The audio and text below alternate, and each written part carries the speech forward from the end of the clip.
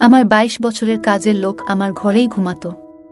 তাকে আমি সবসময় সাধারণভাবেই দেখতাম। একদিন হঠাৎ সে আমার সামনে এসে বলল, ম্যাডাম, দয়া করে আমাকে ছোট চোখে দেখবেন না। সেই রাতে যখন আমি তার দিকে তাকালাম, আমি অবাক হয়ে গেলাম। রমেশ এখন আর আগের মতো যুবক নয়, বরং এক পরিপক্ক, পরিণত মানুষের মতো আচরণ করছিল। আমি তাকে অনেকক্ষণ ধরে ডাকছিলাম, কিন্তু তার কোনো সাড়া পাচ্ছিলাম না। তাকে খুঁজতে খুঁজতে আমি তার ঘরে গেলাম। সেখানে দেখলাম রমেশ মাত্রই স্নান সেরে বাথরুম থেকে বেরিয়ে এসেছে। তার গায়ে তখনও শার্ট ছিল না। আমি প্রথমবারের মতো তাকে এমনভাবে দেখলাম। রমেশের শরীর ছিল খুব শক্তিশালী, যেন কোনো যোদ্ধার মতো। আমি অবাক হয়ে তাকিয়ে রইলাম। বহু বছর পর আমি কোনো যুবককে এভাবে দেখলাম। আমি এক দৃষ্টিতে তাকিয়েছিলাম। তারপর আমি রমেশকে, আমার নাম প্রিয়া। আমি ৩৮ বছরের হলেও আমি আমার শরীরের অনেক যত্ন নিতাম, তাই আমার বয়স বেশি মনে হতো না। বন্ধুরা, আজকের গল্পটি অনেক বেশি স্পেশাল, তাই কেউ মিস করো না। আর দয়া করে গল্পগুলো ভালো লাগলে ভিডিওটি লাইক, শেয়ার এবং চ্যানেলটি সাবস্ক্রাইব করো প্লিজ। যখন থেকে রমেশ আমার বাড়িতে এসে থাকতে শুরু করলো, আমার জীবনে কিছু পরিবর্তন আসতে লাগলো। প্রথমে আমি ভেবেছিলাম রমেশ ছোট, সে কিছু বুঝতে পারবে না। কিন্তু ধীরে ধীরে তার আসল চরিত্র আমার সামনে আসতে লাগলো। আমি কখনো ভাবতেও পারিনি যে ২২ বছরের একটি ছেলে আমার মতো ৩৮ বছরের একজন মহিলার জীবনে এমন আনন্দ বয়ে আনবে। রমেশ ২২ বছরের তরুণ, যাকে আমি গ্রামের বাড়ি থেকে আমার বাড়িতে কাজের জন্য নিয়ে এসেছিলাম। আমার বাড়িতে শুধু আমি আর আমার ১ বছরের সন্তান ছিল। যখন আমি কাজে যেতাম, রমেশ আমার সন্তানের যত্ন নিত এবং সে আমার বাড়িতেই থাকত। আমি বিয়ে না করেই মা হয়েছিলাম। আমার প্রেমিক আমাকে বিয়ের প্রতিশ্রুতি দিয়ে আমার সঙ্গে প্রেমের অভিনয় করেছিল। যখন আমি গর্ভবতী হয়ে গেলাম, আমি তার বাড়িতে গেলাম এবং সেখানে গিয়ে দেখি যে তার বিয়ে হচ্ছে। সে আমার সঙ্গে প্রেমের অভিনয় করেছিল, কিন্তু শেষমেশ অন্য একটি মেয়েকে বিয়ে করে ফেলেছিল। আমার গর্ভে যে সন্তান ছিল, তাকে নষ্ট করার ইচ্ছে আমার হয়নি। যখন আমি ভাবলাম গর্ভপাত করাবো, তখনও অনেক দেরি হয়ে গিয়েছিল, কারণ আমি তখন প্রায় ৫ মাসের গর্ভবতী ছিলাম। আমার বাবা মা আমাকে এবং আমার সন্তানকে গ্রহণ করতে অস্বীকার করলেন, তাই আমি একাই থাকতে শুরু করলাম। কিছু মাস আগে আমি আমার গ্রামের বাড়ি গিয়েছিলাম আমার দাদার ৯০তম জন্মদিন উদযাপন করতে।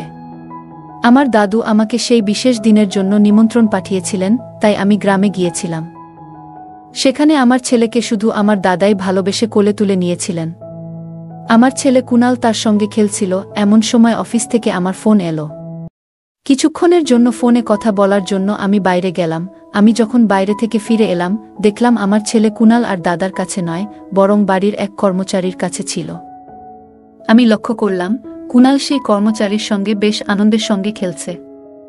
আমি আমার সন্তানকে তার কাছ থেকে নিয়ে চলে যাওয়ার প্রস্তুতি নিচ্ছিলাম, তখনই সেই কর্মচারী আমাকে থামিয়ে বলল, ম্যাডাম, আমাকে একটু সাহায্য করবেন? আমার টাকার প্রয়োজন নেই, আমার কাজের প্রয়োজন। সে নিজেকে পরিচয় দিয়ে বলল, আমি রমেশ। আমি আগে এই বাড়ির গবাদি পশুর খোয়ারের দেখাশোনা করতাম, কিন্তু এখন বড় সাহেব গবাদি পশু বিক্রি করার কথা ভাবছেন। যদি আপনার কাছে কোনো কাজ থাকে, দয়া করে আমাকে দিন, আমার খুব প্রয়োজন। আমার বাবা মাও দিনমজুরি করেন, তাই আমার কাজের খুব প্রয়োজন। তখন আমি বললাম, আমার সন্তানের যত্ন নেওয়ার জন্য একজনের প্রয়োজন, কিন্তু এর জন্য তোমাকে শহরে যেতে হবে। আমি এই কাজের জন্য তোমাকে প্রতি মাসে ৭,০০০ টাকা দেব। রমেশ আমার প্রস্তাব শুনে শহরে আসতে রাজি হয়ে গেল। কুনাল তার সঙ্গে বেশ ভালোভাবে থাকত। এটা দেখে আমি রমেশকে আমার বাড়িতে নিয়ে আসার সিদ্ধান্ত নিলাম। রমেশ তখন থেকেই আমার বাড়িতে থাকত। সে বলেছিল প্রতি ৪ মাস পর পর যখন কিছু টাকা জমা হবে, তখন সে তার গ্রামে ফিরে যাবে। রমেশ সারা দিন আমার সন্তানের যত্ন নিত এবং ঘরের কাজে আমাকে সাহায্য করত। ১ মাস হয়ে গেছে রমেশ আমাদের বাড়িতে এসেছে, আর এই ১ মাসে সে নিজের কাজকে খুবই আন্তরিকতার সঙ্গে করেছে। তাকে আমার খুবই ভালো লাগত। রমেশের যত্নে আমার সন্তানের স্বাস্থ্যের উন্নতি হতে শুরু করেছিল এবং আমি অবাক হয়ে দেখলাম যে আমার ছেলে কুনাল, যে আমাকে আগে অনেক বিরক্ত করত, এখন রমেশের হাত থেকে খুব ভালোভাবে খাবার খাচ্ছে। আমি রমেশকে আমার বাড়িতে থাকার জন্য একটি আলাদা ঘর দিয়েছিলাম। একদিন রাতে আমার ছেলে খুব কাঁদছিল এবং কিছুতেই থামছিল না। তার কান্নার শব্দ শুনে রমেশ আমার ঘরে এসে কুনালকে আমার কাছ থেকে নিয়ে নিল। রমেশের কাছে যেতেই আমার ছেলে কুনাল একদম শান্ত হয়ে গেল।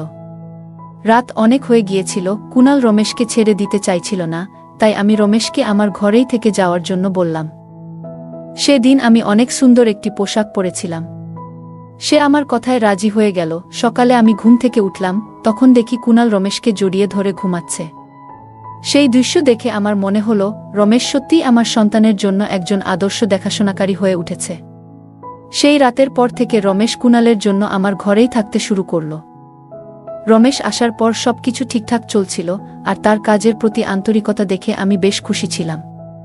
ছুটির দিনে আমি রমেশকে নিয়ে শপিং মলে গেলাম। সেখানে আমি তার জন্য সুন্দর কিছু পোশাক কিনলাম এবং সেলুনে গিয়ে তার নতুন হেয়ার স্টাইল করিয়ে দিলাম। রমেশ দেখতে ভালো ছিল, কিন্তু সে সবসময় খুব সাধারণভাবে থাকত। সেদিন আমি তার পুরো লুকটাই বদলে দিয়েছিলাম। নতুন রূপে রমেশকে দেখে আমি নিজেই বিশ্বাস করতে পারছিলাম না যে কাল পর্যন্ত যে একজন সাধারণ কর্মচারী ছিল সে এতটা স্মার্ট এবং আকর্ষণীয় লাগতে পারে।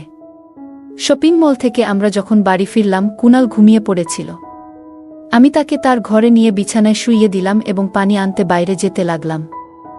ঠিক তখনই রমেশ আমার জন্য পানি নিয়ে এলো।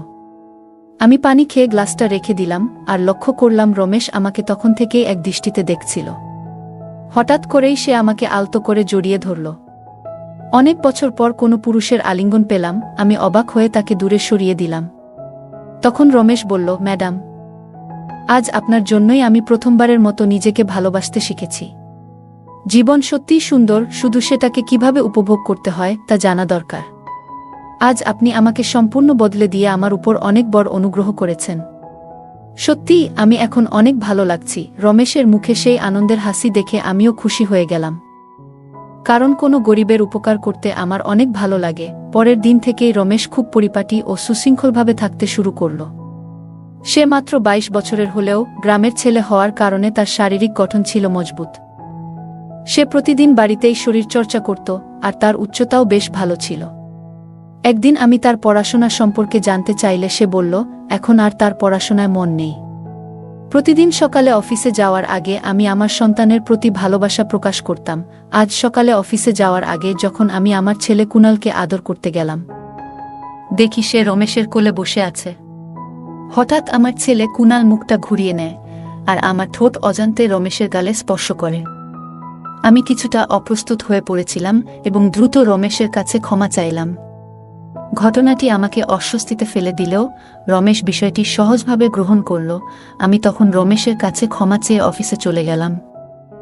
সন্ধ্যায় যখন বাড়ি ফিরলাম, তখনও আমি রমেশের চোখে চোখ রাখতে পারছিলাম না। রমেশ কুনালকে খাইয়ে ঘুম পাড়িয়ে দিয়েছিল, তারপর আমরা একসঙ্গে রাতের খাবার খেয়ে নিলাম। খাওয়ার পর আমি আমার ঘরে গিয়ে ওষুধ খেতে লাগলাম, কারণ আমার মাইগ্রেনের সমস্যা ছিল। ওষুধ খাওয়ার পরও আমার মাথার ব্যথা কমছিল না, তাই আমি মাথা ধরে বসেছিলাম। কিছুক্ষণ পর রমেশ ঘরে এলো। আমাকে এমন অবস্থায় দেখে সে জানতে চাইল কি হয়েছে। আমি বলার পর সে আমার মাথায় ধীরে ধীরে মালিশ করতে শুরু করল। রমেশ এর মালিশে আমার মাথার ব্যথা ধীরে ধীরে কমতে শুরু করল, আর আমি আস্তে আস্তে গভীর ঘুমে ডুবে গেলাম। সেই রাতে আমার ঘুম খুবই ভালো হয়েছিল। পরের দিন আমাদের অফিসে ট্র্যাডিশনাল ডে উদযাপন ছিল। আমি ঠিক করেছিলাম যে সেদিন গুজরাটি পোশাকে সাজব। আমি ঘাঘরা পরেছিলাম, কিন্তু স্কার্টের গিট বাঁধতে গিয়ে বেশ অসুবিধায় পড়েছিলাম। আমার কোনো সহায়তা ছিল না, তাই আমি ঘরে কাজ করা রমেশকে ডেকে গিট বাঁধতে বললাম। গিট বাঁধার সময় তার হাত আমার পিঠের উপর দিয়ে স্পর্শ করছিল। আমি বিষয়টাকে গুরুত্ব দেইনি, কারণ তখন আমার কাছে আর কোনো উপায় ছিল না। প্রস্তুত হয়ে যখন আমি বের হতে যাচ্ছিলাম, তখন রমেশ আমাকে থামিয়ে দিল। রমেশ ঘর থেকে কাজল নিয়ে এসে আমার কানের পেছনে লাগিয়ে বলল, ম্যাডাম, এখন আপনাকে আর কেউ নজর দিতে পারবে না। আপনি সত্যিই খুব সুন্দর লাগছেন। আপনি এমনিতেই অনেক সুন্দর, আর আজকে আরও সুন্দর লাগছেন। তার কথা শুনে আমি হেসে ফেললাম এবং বাইরে বেরিয়ে পড়লাম। সেদিন সন্ধ্যায় যখন আমি বাড়ি ফিরলাম, তখন আমার সঙ্গে আমার এক বান্ধবী এবং তার বন্ধু ছিল। রমেশ সেদিন অসাধারণ খাবার তৈরি করেছিল। আমার বান্ধবী পরের 4 দিন আমার বাড়িতে থাকার সিদ্ধান্ত নিয়েছিল, আর তার বন্ধু আমাদের সঙ্গে পরের 3 দিন ছিল। পরের দিন রাতে রমেশ খাবার তৈরি করে আমার বান্ধবী তানিয়া এবং তার বন্ধুকে ডেকে খেতে বলল, কিন্তু তারা নিজেদের ঘরে বসে পানীয় খাচ্ছিল। তানিয়া অনেকটাই পান করে ফেলেছিল এবং খাওয়া ছাড়াই ঘুমিয়ে পড়েছিল, আর তার বন্ধু সুনীল আমাদের সঙ্গে খাবার টেবিলে বসে খেতে শুরু করল। সুনীল আমাকে উদ্দেশ্য করে বলল, প্রিয়া, তুমি তো তানিয়ার থেকেও সুন্দর। সুনীলের কথায় রমেশ তার দিকে রাগী দৃষ্টিতে তাকালো এবং খাওয়া শেষ করে নিজের ঘরে চলে গেল। সুনীলে চলে যাওয়ার পর সে আমার কাছে এসে বলল, ম্যাডাম, আপনার এই ধরনের বন্ধুরা আমার ভালো লাগছে না।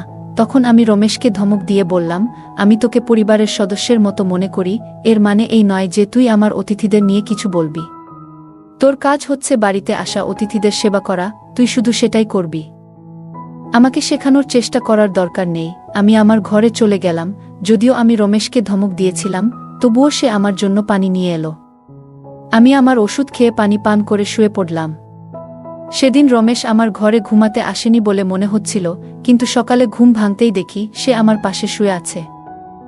সকালে ঘুম থেকে উঠতেই দেখি তানিয়া আমার সামনে দাঁড়িয়ে আছে এবং তার মুখে বিরক্তির ছাপ। রমেশকে সামনে আনা হলো, তার হাতে তানিয়ার ওড়নাটা বাঁধা ছিল।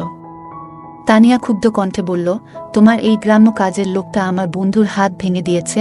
রমেশ তখন মাথা নাড়ল এবং শান্তভাবে বলল, ম্যাডাম, আমি কিছুই করিনি। রাতে সুনীল সাহেব মদ্যপ অবস্থায় ছিলেন, সম্ভবত তার ভারসাম্য হারিয়ে পড়ে গিয়েছিলেন। আমি তো সুনীল সাহেবের উপর হাত তুলতে যাব কেন? তানিয়া তখনও কিছুটা অস্বাভাবিক অবস্থায় ছিল বলে মনে হল। রমেশ আমার জন্য তাদের কাছে ক্ষমা চেয়ে নিল। তানিয়া ও সুনীল তখন সেখান থেকে চলে গেলেন এবং রমেশ আমার কাছেও ক্ষমা চাইতে শুরু করল। আমি জানতাম রমেশ কোনো ভুল করেনি। আজ আমি ছুটি নিয়েছিলাম কারণ কয়েকদিন ধরে আমি খুব ব্যস্ত ছিলাম। তাই ভাবলাম আজ একটু নিজেকে সময় দেব। সকালের নাশতা করার পর আবারও 1 ঘন্টার জন্য ঘুমিয়ে পড়লাম। রামার ছেলে কুনালও আমার সঙ্গে ঘুমিয়ে পড়েছিল। ঘুম থেকে উঠে মনে হলো 1 কাপ চা খুব দরকার। আমি রমেশকে ডেকে চা বানানোর জন্য বললাম। আমি তাকে অনেকক্ষণ ধরে ডাকছিলাম, কিন্তু তার কোনো সাড়া পাচ্ছিলাম না। তাকে খুঁজতে খুঁজতে আমি তার ঘরে গেলাম। সেখানে দেখলাম রমেশ মাত্রই স্নান সেরে বাথরুম থেকে বেরিয়ে এসেছে। তার গায়ে তখনও শার্ট ছিল না। আমি প্রথমবারের মতো তাকে এমনভাবে দেখলাম। রমেশের শরীর ছিল খুব শক্তিশালী, যেন কোনো যোদ্ধার মতো। আমি অবাক হয়ে তাকিয়ে রইলাম। বহু বছর পর আমি কোনো যুবককে এভাবে খালি শরীরে দেখলাম। আমি এক দৃষ্টিতে তাকিয়েছিলাম, আমার যেন হুঁশ ছিল না। এই মুহূর্তে রমেশ আমাকে ডাক দিল। তখন দেখি সে শার্ট পরে আমার সামনে দাঁড়িয়ে আছে, কিন্তু আমি তখনও তাকিয়ে আছি, যেন আমার মনোযোগ ছিল অন্য কোথাও। রমেশ আমার চোখের সামনে হাতের চুটকি বাজালো। আমি হুঁশে ফিরলাম। তাকে বললাম, আমার জন্য 1 কাপ চা বানিয়ে দাও। আজকের দিনটা আমি নিজের জন্য একটু আলাদা করে রেখেছিলাম। তাই দুপুরবেলা নিজের ঘরে বসে রিল্যাক্স করার জন্য ত্বকের যত্ন নিচ্ছিলাম। আমি তখন শর্টস আর গাউন পরেছিলাম এবং আমার পায়ের ওয়াক্সিং করছিলাম। ওয়াক্সিং করার সময় একটু বেশি গরম ওয়াক্স পায়ে পড়ে যায়, যার ফলে পা পুড়ে যায়। ব্যথায় আমার মুখ দিয়ে শব্দ বেরিয়ে গেল। আমার ব্যথার শব্দ শুনে রমেশ দ্রুত ঘরে আসে। সে এসে পায়ের পুড়ে যাওয়া অংশ থেকে গরম ওয়াক্স সরিয়ে দেয় এবং সেখানে সাবধানে ক্রিম লাগিয়ে দেয়। তার সাহায্য আমার পায়ে স্বস্তি এনে দেয়, যদিও তার স্পর্শের কারণে আমি কিছুটা অস্বস্তি বোধ করছিলাম। রমেশ ও আমি ঘরের কিছু কাজ করছিলাম, কিন্তু আমার মধ্যে তখন কিছু অনুভূতি তৈরি হচ্ছিল যা বোঝানো কঠিন। হঠাৎ রমেশের চোখ আমার দিকে পড়তেই আমি ব্যথার কারণে আবার একটু কুঁকিয়ে উঠলাম। রমেশ চিন্তিত মুখে বলল, ম্যাডাম, আপনি এখন বিশ্রাম নিন। বাকি যা দরকার আমাকে বলুন, আমি সব ঠিক করে দেব। আমি তাকে আমার পায়ের বাকি অংশের ওয়াক্সিং করার জন্য বললাম। রমেশ আমার কথা মতো কাজ করল, এমনকি আমার মুখেও হালকা ম্যাসাজ করে দিল। তার স্পর্শে আমি বেশ আরাম বোধ করলাম। আজকের ছুটির দিনটা আমার জন্য বেশ শান্তিপূর্ণ ছিল। রমেশ সত্যিই সব দিক থেকেই নিখুঁত ছিল, কোনো কাজই তার জন্য কঠিন মনে হতো না। আজকে রাত নামতেই আমি তাকে আমার ঘরে না থাকার জন্য অনুরোধ করলাম। দিনের বেলায় আমি ঘরে থাকি না, তাই অন্তত রাতটা আমি আমার সন্তানের সঙ্গে একান্তে কাটাতে চেয়েছিলাম। প্রতিবার রমেশ ঘরে থাকা আমার পছন্দ হতো না, তাই আজ রাতে তাকে অন্য ঘরে থাকার জন্য বললাম। দিনগুলো এভাবেই চলতে থাকল। কিছুদিন রমেশ ছাড়া আমার ছেলে কুনাল রাতে ঘুমাতে পারত না, কিন্তু ধীরে ধীরে সে কান্না বন্ধ করল। এদিকে আমি নিজেও কিছু পরিবর্তন অনুভব করতে শুরু করলাম। প্রতিদিন সকালে ঘুম থেকে উঠলেই শরীর ভারী লাগতে শুরু করল। হঠাৎ এই পরিবর্তন কেন হচ্ছে তা বুঝতে পারছিলাম না। আমার শরীরের যন্ত্রণা এতটাই বেড়ে গিয়েছিল যে বিছানা থেকে ওঠারও ইচ্ছা থাকত না। তাই আমি অফিস থেকে 1 সপ্তাহের ছুটি নিয়ে নিলাম, যেন কিছুটা বিশ্রাম নিয়ে সুস্থ হয়ে উঠতে পারি। এই সময়ে কুণাল প্রায় পুরোটা সময় রমেশের সঙ্গে কাটাচ্ছিল। মাঝে মাঝে আমার ছেলের খিদে পেলে কুণালকে আমার কাছে নিয়ে আসত। আজ আমি আমার কোমর ধরে বসেছিলাম। রাতের বেলায় রমেশ এক গ্লাস পানি নিয়ে আমার ঘরে আসে। আমার কোমরের উপর হাত দেখে সে বুঝে গেল আমার কোমরে খুব ব্যথা হচ্ছে। রমেশ বলল, ম্যাডাম, যদি আপনার কোনো আপত্তি না থাকে আমি আপনার কোমরে একটু মালিশ করে দিতে পারি। আমার কোমরের ব্যথা এতটাই তীব্র ছিল যে আমি তার প্রস্তাবে রাজি হয়ে গেলাম। মালিশ শুরু করার আগে আমি ঘরের বড় লাইট বন্ধ করে ছোট্ট জিরো বাল্বটা জ্বালিয়ে দিলাম, যেন পরিবেশটা আরও শান্তিপূর্ণ হয়। রমেশ যখন কোমরে হালকা চাপ দিয়ে মালিশ করছিল আমি বেশ স্বস্তি অনুভব করছিলাম। মালিশ শেষ হওয়ার পর মনে হলো যেন আমার ব্যথা একেবারে হাওয়ায় মিলিয়ে গেল। মালিশ করার সময় রমেশ আমাকে জিজ্ঞেস করল, ম্যাডাম, আপনার কি কখনো কুণালের বাবাকে মনে পড়ে না? আপনি এত সুন্দর এবং তরুণী হয়ে একা কেন? তার প্রশ্নের কোনো সঠিক উত্তর আমার কাছে ছিল না। আমি শুধু বললাম, হয়তো এই প্রশ্নের উত্তর আমার কাছেও নেই। সেই মুহূর্তে কথোপকথনটা শেষ হয়ে গেল। রমেশের মালিশে আমার এত ভালো লাগলো যে আমি গভীর ঘুমে তলিয়ে গেলাম। 2 দিন পর এমন একটা দিন আসলো যেদিন আমি আমার প্রিয়জনের সঙ্গে প্রথম দেখা হয়েছিল। সেই দিনটা শেষমেশ এসে গেল। সারাদিন আমি নিজেকে কোনো না কোনো কাজে ব্যস্ত রাখার চেষ্টা করলাম যাতে তার কথা আমার মনে না আসে। কিন্তু রাতের অন্ধকারে তার কথা খুব মনে পড়ছিল। সে এখন আমার সঙ্গে নেই, তবে সে আমার সন্তানের বাবা। কুণালকে দেখলেই প্রতিদিন তার কথা মনে পড়ে। আজ আমি আর আমার আবেগ ধরে রাখতে পারলাম না। ঘরে বসে হঠাৎ কান্নায় ভেঙে পড়লাম। আমার ছেলে আমার পাশে ঘুমাচ্ছিল, কিন্তু তখন আমি সেটাও খেয়াল করিনি। আজ এমনকি আমি আমার ওষুধও খেতে ভুলে গিয়েছিলাম। রাতে রমেশ এক গ্লাস পানি নিয়ে আমার ঘরে ঢুকল। আমাকে কাঁদতে দেখে সে আমাকে পানি পান করালো। আমি কিছুটা স্থির হলে সে আমাকে ওষুধ দিল। আমার কান্নার আওয়াজ শুনে আমার ছেলে কুণাল কিছুটা নড়াচড়া করতে লাগল। তখন রমেশ আমাকে নিজের ঘরে নিয়ে গেল। সেখানে গিয়ে আমি নিজের আবেগ সামলাতে না পেরে হঠাৎ রমেশকে জড়িয়ে ধরলাম। আমার অনুভূতিগুলো যেন বসেছিল না। আমার দুঃখের কারণ শুনে রমেশ নীরবে আমার চোখের জল মুছে দিল। আমি তার কাঁধে হাত রেখে বললাম, আজ আমি তোমার পাশে থাকতে চাই, একটু সান্ত্বনার খোঁজে। রমেশ কিছুটা বিস্মিত হয়ে বলল, ম্যাডাম, আমি তো এসব বুঝি না। তার কথা শুনে আমি হেসে ফেললাম এবং তাকে সান্ত্বনা দিয়ে পাশে বসালাম। সেই রাতে আমি তার ঘরেই ছিলাম, কিন্তু সকালে ঘুম থেকে উঠে দেখলাম সে সেখানে নেই, শুধু তার শার্টটা পরে আছে। বাইরে গিয়ে দেখলাম রমেশ কুণালকে দুধ আর বিস্কুট খাওয়াচ্ছে। আমি আমার ছেলের কথা ভুলে গিয়েছিলাম, কিন্তু রমেশ ভোলেনি। সে আমাদের দুজনকেই খুশি রেখেছিল। রাতের ক্লান্তির কারণে আমি সকালে বেশ দেরি করে উঠেছিলাম। সারাদিন রমেশ আমার সঙ্গে চোখ মিলায়নি। আজ আমার বন্ধু তানিয়া আমার সঙ্গে দেখা করতে এলো। সে রমেশের দিকে একবারও তাকায়নি। রমেশ এসে তাকে পানি দিল এবং তারপর চুপচাপ ঘর থেকে বেরিয়ে গেল। কিছুক্ষণ কথা বলার পর তানিয়া চলে যাওয়ার জন্য তৈরি হল। যাওয়ার সময় সে বলল, যত দ্রুত সম্ভব তোমার কাজের ছেলেটাকে এখান থেকে বিদায় করে দাও। বাইরে থেকে যতটা সরল মনে হয় সে আসলে ততটা সরল নয়। তানিয়ার কথাটা আমি তেমন গুরুত্ব দিলাম না। রোজকার মতোই রাতের খাবার শেষে রমেশ আমার ঘরে এক গ্লাস পানি নিয়ে এলো। সে কুণালকে ঘুম পাড়িয়ে দিয়েছিল। আজ কুণাল হলঘরে দোলনায় ঘুমাচ্ছিল আর রমেশ তার দেখভাল করছিল। আমি ঘরের লাইট বন্ধ করে ঘুমিয়ে পড়লাম। কিছুক্ষণ পরে কুণাল কাদার শব্দে আমার ঘুম ভাঙল। আমি উঠতে যাচ্ছিলাম, তখনই তার কান্নার আওয়াজ হঠাৎ থেমে গেল। তারপর আমি আমার ঘরের দরজা খোলার একটা শব্দ শুনতে পেলাম। আমি চুপচাপ লক্ষ্য করছিলাম। রমেশ আমার ঘরে ঢুকল। সে ধীরে ধীরে আমার কাছে এসে দেখার চেষ্টা করছিল আমি ঘুমিয়ে আছি কিনা। এরপর সে আমার মোবাইলটা তুলে নিল। তার এই কার্যকলাপ দেখে আমি দ্রুত লাইট জ্বালিয়ে দিলাম। আমাকে জেগে থাকতে দেখে রমেশ হতভম্ব হয়ে গেল। আমি তার হাত থেকে মোবাইলটা কেড়ে নিলাম এবং জিজ্ঞেস করলাম, রমেশ, এ কি করছো? এত রাতে তুমি এখানে কি করছো? সে কিছু না বলেই চলে যাওয়ার চেষ্টা করল, কিন্তু আমি তাকে এত সহজে ছেড়ে দেওয়ার ইচ্ছা করিনি।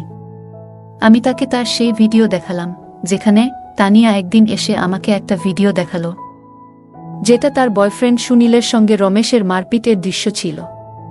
সেদিন সুনীল এর মোবাইলের ক্যামেরা ভুলবশত চালু ছিল এবং সেই ঘটনাটা পুরোপুরি রেকর্ড হয়ে যায়। সেই ভিডিও দেখার পর থেকেই আমি রমেশের উপর নজর রাখছিলাম। আমি রমেশকে ডেকে বললাম, রমেশ, তুমি মিথ্যে কেন বললে? কেন সুনীল এর উপর হাত তুলেছিলে? রমেশ একটু থেমে বলল, যে কেউ আপনাকে ক্ষতি করার চেষ্টা করবে তার সঙ্গে আমি এমনই করব। ম্যাডাম, সেদিন রাতে সুনীল মদ্যপ অবস্থায় আপনার ঘরে ঢুকেছিল আর সে আপনার সাথে খারাপ ব্যবহার করতে চেষ্টা করছিল। এজন্যই আমি তার উপর হাত তুলেছিলাম। রমেশের কথা শুনে আমি অবাক হয়ে বললাম। আমি বললাম, ঠিক আছে, আমি তোমার কথা মেনে নিচ্ছি, কিন্তু তুমি আমার পানিতে ঘুমের ওষুধ কেন মেশাচ্ছিলে? আজ আমি নিজেই দেখেছি তুমি আমার পানিতে ওষুধ মিশিয়েছিলে। তোমার নজর আমার উপর ছিল, আর যেটা তুমি চেয়েছিলে সেটা আমি তোমাকে দিয়েছি। এখন তোমার কাজ শেষ, তুমি তোমার গ্রামে ফিরে যাও। আমার কথা শুনে রমেশ বলল, ম্যাডাম, আপনি যা ভাবছেন সেটা মোটেও ঠিক নয়। গত রাতে আমি কিছুই ভুল করিনি। হ্যাঁ, আমি আপনার পানিতে ঘুমের ওষুধ মেশাই যাতে আপনি ঘুমিয়ে পড়েন, কিন্তু আমি আপনার সঙ্গে কিছুই করতে চাইনি। কয়েকদিন আগে রাতে আমি আপনাকে ফোনে কথা বলতে দেখেছিলাম। আমি বুঝতে পেরেছিলাম আপনি আবারও আপনার সেই প্রেমিকের সঙ্গে দেখা করার পরিকল্পনা করছেন, এবং সেই দেখা আপনার নিজের বাড়িতেই হওয়ার কথা ছিল। আমি এটা আটকাতে চেয়েছিলাম, কারণ সেই ব্যক্তি এখনও আপনাকে প্রতারণা করছে। সে আপনাকে মিথ্যে কথা বলছে, সে আপনাকে ধোঁকা দিচ্ছে, আর তার লক্ষ্য আপনার সন্তানকে আপনার কাছ থেকে দূরে নিয়ে যাওয়া। তার স্ত্রী সন্তান ধারণ করতে পারে না, তাই সে আপনার কাছাকাছি আসতে চাচ্ছে। সে তার স্ত্রীকে তালাক দেয়নি, আর এসব কথাই সে আপনাকে গোপন করেছে।